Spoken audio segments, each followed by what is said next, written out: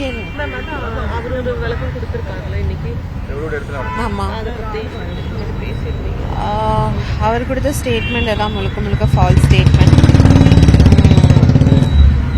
இல்லை வந்து ஒன்று பேசுகிறாரு, இன்வெஸ்டிகேஷன் ஒன்று பேசுகிறாரு, வெளியே வந்து அதை வந்து மாற்றி பேசுகிறாரு. அது எப்படின்னு புரியல. ஒரு கவர்மெண்ட் அத்தாரிட்டியான பர்சனே வந்து இன்னைக்கு அவர் கேள்வி கேட்குறாரு அப்படின்னா அவருக்கு வந்து பணபலம் இருக்கிற அந்த தைரியத்தில் அவர் வந்து ஒரு கவர்மெண்ட் அத்தாரிட்டியை வந்து கேள்வி கேட்குறாரா? என்னன்னா அந்த இன்வெஸ்டிகேஷன் ரூம்குள்ளே வந்து அக்செப்ட் பண்ணிக்கிட்டாரு. என்ன அவர் சொன்னது தான் நான் சொல்கிறேன். வெளியே என்னோட ஃபர்ஸ்ட் ஒய்ஃப் இருக்காங்க, அவங்கள வச்சுட்டே தான் சொல்கிறேன். ஜாய் மாதிரி ஒரு பொண்ணு வந்து என்னை வந்து பார்த்துக்க முடியாது, அவ்வளோ நல்லா பார்த்துக்கிட்டாங்க, அவ்வளோ நல்லா வந்து இது பண்ணாங்க. எல்லாமே என்னை புகழ்ந்து பயங்கரமாக பேசினார். கல்யாணம் பண்ணிக்கிட்டேன்னு ஒத்துக்கிட்டாரு. ப்ளஸ் வந்து அந்த ரூமில் நான் தான் இன்ஃபேக்ட் வந்து நான் வந்து சொன்னேன், அந்த மேடம் முன்னாடியே சொன்னேன், மேம் அவர் வந்து வெளியே என்னன்னா அவரும் அவரோட ஃபேமிலி மெம்பர்ஸும் என்ன கோயம்புத்தூர் சரௌண்டிங் பீப்புள் கிட்ட என்ன ஸ்ப்ரெட் பண்ணுறாங்கன்னா இது அவரோட குழந்தை இல்லைன்னு அவரோட ஃபேமிலி மெம்பர்ஸ் ஸ்ப்ரெட் பண்ணுறாங்க. அதுக்கான ப்ரூஃப் அண்ட் ஸ்க்ரீன்ஷாட்ஸ் என்கிட்ட இருக்குது. ஸோ அதை நான் வந்து அந்த மேடம் கிட்ட வந்து நான் சொல்கிறேன், இந்த மாதிரி வெளியே இந்த மாதிரி ரூமர் ஸ்ப்ரெட் பண்ணுறாங்க, which is not at all. இது ஏன்னா இது அவரோட குழந்தை உள்ள பாதிக்கப்பட்டுட்டு இருக்குது. ஸோ எனக்கு அதுக்கு ஒரு கிளாரிட்டி வேணும், நம்ம டிஎன்ஏ டெஸ்ட் எடுக்கலாம் மேம், நான் ரெடியாக இருக்கேன் அப்படின்னு.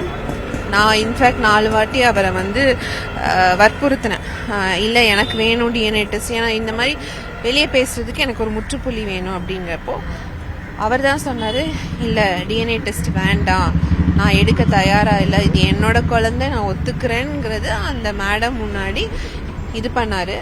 இன்னைக்கு அந்த 4 செவத்துக்குள்ளே பேசினதை ஒரு கவர்மெண்ட் அத்தாரிட்டி முன்னாடி பேசினதை எப்படி வந்து எவ்வளோ தைரியமாக வெளியே வந்து ஒரு பொய்யான ஒரு தகவலை வந்து ஸ்ப்ரெட் பண்ணுறாங்கிறது வந்து ரொம்ப ஷாக்கிங்காக இருக்குது. இன்ஃபேக்ட் என்னால் இப்போ நிற்க கூட முடியல, ஒரு ஸ்டேஜில் தான் இருக்கேன். இப்போ தான் 4 days தான் ஆகுது. உண்மையை சொல்லணும்னா எனக்கு இந்த டெலிவரி நான் எக்ஸ்பெக்ட் பண்ணவே இல்லை. ஏன்னா என்னோட டியூ டேட் பார்த்தீங்கன்னா December 1 தான், நவம்பர் எண்ட்லேருந்து எனி டைம் இருக்கோன்னாங்க. பட் 1 month ப்ரியாராகவே வந்து எமர்ஜென்சியில் வந்து டெலிவரி பண்ணிட்டேன். டாக்டர் அவ்வளோ திட்டினாங்க, it's all because of due to ஸ்ட்ரெஸ்ஸை. நாங்கள் அவ்வளோ ஸ்ட்ரெஸ் நான் ஹேண்டில் பண்ணேன். லாஸ்ட் 3 months வந்து கோர்ட்டு கேஸ் ஸ்டேஷன் அப்படின்னு வந்து என் மேலே என்னது டிஃபமேஷன் கேஸ் போடுறாங்க, பர்சனாலிட்டி சூட். நான் என்ன கேட்குறேன், நீங்கள் அவ்வளோ கேஸ் போடுறீங்களா, ஏன் மாதம்பட்டி ரங்கராஜாவில் ஒரு கேஸ் வந்து டிஎன்ஏ டெஸ்ட் எடுக்கணும்னு கோர்ட்டில் ஆர்டர் வாங்க முடியல? நான் இதே ஹாஸ்பிட்டலில் தான் இருக்கேன், நான் இங்கே தான் இருக்க போகிறேன், வாங்க வர சொல்லுங்கள். உங்ககிட்ட எல்லாருக்கிட்டையும் வந்து மாதம்பட்டியோட நம்பர் இருக்கும், வர சொல்லுங்கள், டிஎன்ஏ டெஸ்ட் எடுக்க சொல்லுங்கள். ஆம்பளை தானே அவர், தைரியமாக வர சொல்லுங்க. ஒரு பொண்ணு வெளியே வந்து அவள் வந்து அந்த குழந்தைக்கான உரிமைக்காக போராடுறா, ஃபைட் பண்ணுறா, தைரியமாக வந்து நிற்கிறா. அவளை நீங்கள் கொச்சப்படுத்தி என்ன வேணாலும் போட, ஓம் பிள்ளையே நீ இன்னைக்கு வந்து நீ வந்து கொச்சப்படுத்தி ஒரு ஸ்டேட்மெண்ட் போடுற, அப்போ நீ எல்லாம் ஒரு அப்பாவா? உள்ள வந்து ஒன்று பேசுறாரு, 4 செவத்துக்குள்ள வேற மாதிரி பிஹேவ் பண்றாரு, வெளியே வந்து வேற மாதிரி பிஹேவ் பண்றாரு. உள்ள வந்து சொல்றாரு ஃபேமிலியோட மிரட்டல்னால தான் நான் இப்படி இருக்கேன்றாரு, வெளியே வந்து இப்படி ஒரு ஸ்டேட்மெண்ட் பண்றாரு. இதுல எந்த மாதம்பட்டி வந்து உண்மையான மாதம்பட்டின்னு எனக்கு புரியவே இல்லை. நடந்த திருமணமே வந்து மிரட்டி தான் நடந்துச்சு, என்னுடைய இஷ்டத்துக்கெல்லாம் நடக்கல, அந்த மாதிரி ஸ்டேட்மெண்ட் கொடுத்துருக்காரு. அது ஒரே நிமிஷம் சார், ஃபோன் சார். நடந்த இது வந்து மிரட்டி கல்யாணம் பண்றதுக்கு அவர் என்ன சின்ன குழந்தையா? எனக்கு அதுக்கு மட்டும் ஆன்சர் சொல்லுங்க. ஒரு குழந்தைய மிரட்டி நம்ம வந்து சாக்லேட் கொடுப்பேன், அப்பதான் இதை கொடுப்பேன், அப்பதான் நீ இதை பண்ணணும்னு சொல்லலாம். 2 பேரும் என்னது 35+. அவரை நான் கூட்டிட்டு போய் மிரட்டி எப்படி நான் ஒரு 15 போஸ்ட் போட்டிருப்பேன் அவரை பத்தி. ஏதாவது ஒரு போட்டோ அவர் உருனோ இல்லை கோவமாவோ ஏதாவது ஒரு போட்டோ நீங்க எடுத்து என்கிட்ட காமிங்க, இதுல வந்து அவர் இதா இருக்காரு, நீ அவ்வளோ ஹாப்பியா தான். அந்த வீடியோஸ் நான் போட்டிருப்பேன், ஒரு பர்த்டேயோட சர்ப்ரைஸ் வீடியோ, அதுல எவ்வளோ ஹாப்பியா இருக்கிறாரு. எப்படி வந்து மிரட்டி தான் பண்றாங்கன்னா இந்த மெசேஜ்ல என்ன இருக்கு? லவ் யூ பொண்டாட்டின்னு இருக்கு. லவ் யூ பொண்டாட்டிங்கிறது ஒரு பர்சனை நான் மிரட்டி வந்து அந்த வார்த்தையை வாங்க முடியுமா? இது எப்போ மெசேஜ் அனுப்பிச்சிருக்காரு? ஜூன் 25th என்ன அமைச்சிருக்காரு, திரும்ப அமைச்சிருக்காரு. After 12 years I got one soulmate. அவர் வாயால அவர் சொன்னது, அவர் message. I don't want to lose you. இந்த மாதிரி என்கிட்ட ஏகப்பட்ட மெசேஜ் இருக்கு. லவ் யூ பொண்டாட்டி, லவ் யூ பொண்டாட்டி, நீ இல்லாம நான் இல்லை, உன் மடியில தான் நான் சாவேன். அந்த மாதிரி என்கிட்ட நிறைய மெசேஜஸ் இருக்கு. பட் இன்னைக்கு வந்து வெளியே வந்து ஜாய் மிரட்டி தான் இது பண்றா, காசுக்காக தான் இது பண்றான்றா. எனக்கு புரியல. காசுக்காக இருந்தா இன்ஃபேக்ட் நான் வந்து அவரோட பேங்க் ஸ்டேட்மெண்ட் காமிக்க சொல்லுங்க. எனக்காக அவர் என்ன ஸ்பெண்ட் பண்ணாருங்கிற பேங்க் ஸ்டேட்மெண்ட் காமிக்க சொல்லுங்க. எனக்கு அவர் வீடு வாங்கி கொடுத்துருக்காரா, இல்லை வந்து பங்களா வாங்கி கொடுத்துருக்காரா? என்னோட இருந்த 2 காரையும் அவர் தான் வந்து அதை வந்து சேல் பண்ணாரு. சேல் பண்ணிட்டு BMW நான் பே பண்றேன்னாரு. எனக்கு தேவையே இல்லை அது. நான் 2 நல்ல கார் வச்சிருந்தேன், அதெல்லாம் கொடுக்க வச்சு இன்னைக்கு வந்து நான் அவர் ப்ராமிஸ் பண்ணது நான் தான் கட்டுவேன் தங்கம், நான் தான் உன் புருஷன் எல்லாம் சொல்லிட்டு போனாரு. இன்னைக்கு வந்து நான் காசுக்காக இருக்கேங்கிற ஒரு ஸ்டேட்மெண்ட்டை விடுறாரு. காசுக்காக அவர் இப்ப வரைக்கும் எனக்கு எதுவுமே பண்ணதே கிடையாது. காசுக்காக இருந்தா காசை வாங்கிட்டு அமைதியா போயிடுவா. இப்படி வந்து ரோடு, தெரு, போலீஸ் ஸ்டேஷன், கோர்ட் வாசல்னு உட்காந்து சண்டை போட்டு, அதுவும் என்னோட ஹெல்த் இருக்கிற சிச்சுவேஷன்ல நான் வந்து ஃபைட் பண்ணணும்னு எனக்கு ஒரு அவசியமே கிடையாது. ஒரு அப்பாவா என்ன பண்ணாரு? அந்த குழந்தை NICUல இருக்கு.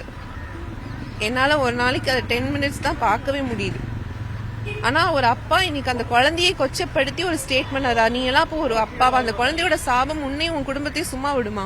விடவே விடாது. கமிஷன் முன்னாடி தான் மேம் நடந்தது. நீங்க வந்து 1 லட்ச ரூபா கேட்டதாகவும் காருக்கு EMI 1,20,000 அதுதான் நான் அப்ப தெளிவா சொன்னேன். என்னோட 2 காரும் லக்ஸுரி கார்ஸ் அவர் தான் அதை வந்து கொடுக்க சொன்னாரு. சேல் பண்ணிட்டு நம்ம இன்னொரு கார் எடுக்கலாம். ஏன் நான் டெப்டே இல்லாம இருந்தேன், நான் எடுக்க மாட்டேன்னு சொன்னேன். அவர் ப்ராமிஸ் பண்ணாரு, நான் உன் புருஷன், நான் கட்டாம நான் எங்க போவேன்னு சொல்லி என்ன ஒரு கமிட்மெண்ட்குள்ள இன்னைக்கு தள்ளி விட்டாரு. நீ கொடுத்த கமிட்மெண்ட் நீ தானே காப்பாற்றணும், நான் காப்பாற்றணும். ஏன் ஃபேக் ஃபால்ஸ் ப்ராமிஸ் கொடுத்துட்டு அதை வந்து ஃபேக்கா வெளியே வந்து இப்படி இருக்காங்க அப்படி இருக்காங்கன்னு சொல்றாங்க. காசுக்காக இருக்கிறவன் எப்படிங்க வந்து லவ் யூ பொண்டாட்டின்னு அனுப்புவாரு? 2 வருஷம் ஒரு வாழ்க்கை வாழ்ந்தாரு. அதுல வந்து இப்ப வரைக்கும் ஜூன் வரைக்கும் மெசேஜ் பண்ணிருக்காருல, லவ் யூ பொண்ணு. நீங்க தான் பாத்தீங்க இப்போ லவ் யூ பொண்டாட்டி. இந்த மாதிரி ஏகப்பட்ட வீடியோஸ் இருக்குது. அதெல்லாம் மிரட்டியா வந்து பண்ண முடியும்.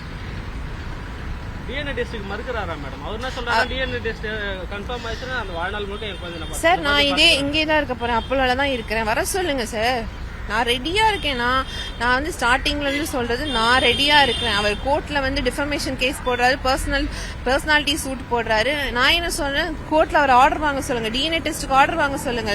தைரியமான ஆம்பளைனா பண்ண சொல்லுங்க. ஃபர்ஸ்ட் அதுக்கு எனக்கு ஒரு கிளாரிட்டி கொடுக்க சொல்லுங்க. இப்ப வரைக்கும் அதை அக்செப்ட் பண்ணாம இருக்கிறது அவர் தான் DNA டெஸ்ட்டுக்கு வர மாட்டேங்கிறாரு. வர சொல்லுங்க. அதே போல உமன் கமிஷன்ல நான் உத்தரவுல வந்திருக்க மாதிரிலாம் நான் வாக்குமூலம் கொடுக்கலன்னு சொல்லி சொல்றாரு. உமன் கமிஷன் வந்து அது மேலேயே குற்றச்சாட்டு வைக்கிறாரு. எப்படி பார்க்கறது? அதுதான் நான் சொன்னேன், ஸ்டார்டிங்ல சொன்னேன், பண திமிருனால அவர் வந்து அந்த மாதிரி பண்ணிட்டு இருக்காரு. அப்படியே அவர் பேசலையா? என்னது? அவர் எந்த ஒரு உத்தரவாதமும் அளிக்கலன்னு சொல்லி மறுக்கிறாரு. எப்படிங்க? உமன் கமிஷன் ஆஃபீஸ்ல ரெக்கார்ட் ஸ்டேட்மெண்ட் இருக்கு, எல்லாமே இருக்குது. அவங்க முன்னாடி அவர் பேசினது, இவளை நான் கல்யாணம் பண்ணிக்கிட்டேன், இவளை மாதிரி என்னை யாராலையும் பாத்துக்க முடியாது, இவளை நான் மிஸ் பண்றேன்னு எல்லாமே பேசினாரு. DNA டெஸ்ட் எனக்கு தேவையில்லை அப்படின்னாரு. நீங்களும் பல்வேறு கட்ட போராட்டமும் நடத்திட்டீங்க. இப்போ ஹாஸ்பிட்டல்லேயே ரொம்ப சீரியஸான நிலையில் நிற்கிறீங்க. அடுத்து என்னதான் பண்ண போறீங்க? என்னதான் உங்களுக்கு முடிவு? நான் கடைசி வரைக்கும் ஃபைட் பண்ணுவேன். நான் எக்ஸ்ட்ரீம் லெவல்ல போய் ஃபைட் பண்ணுவேன். இந்த குழந்தைக்கான ரைட்ஸ் கிடைக்கிற வரைக்கும் நான் போராடிக்கிட்டே இருப்பேன். அது எந்த அளவுக்கு போனாலும் நான் வந்து போராடுவேன். நான் வந்து இதெல்லாம் அவர் என்ன சொல்றாருன்னா, ஃபேமிலி வந்து பிளாக்மெயில் பண்றாங்க. நான் என்ன கேட்கிறேன், இந்த 2 வருஷமா அந்த ஃபேமிலி மெம்பர்ஸ் எங்க போனாங்க? ஃபேமிலி மெம்பர்ஸ்க்கு தெரியாம கல்யாணம் நடக்கலைங்க. ஃபேமிலி மெம்பர்ஸ்க்கு இன்ஃபேக்ட் என்ன பிளாக்மெயில் சொல்லல, கல்யாணம் பண்ண ஏமாத்தி கல்யாணம் பண்ணது அவரு, நான் கிடையாது.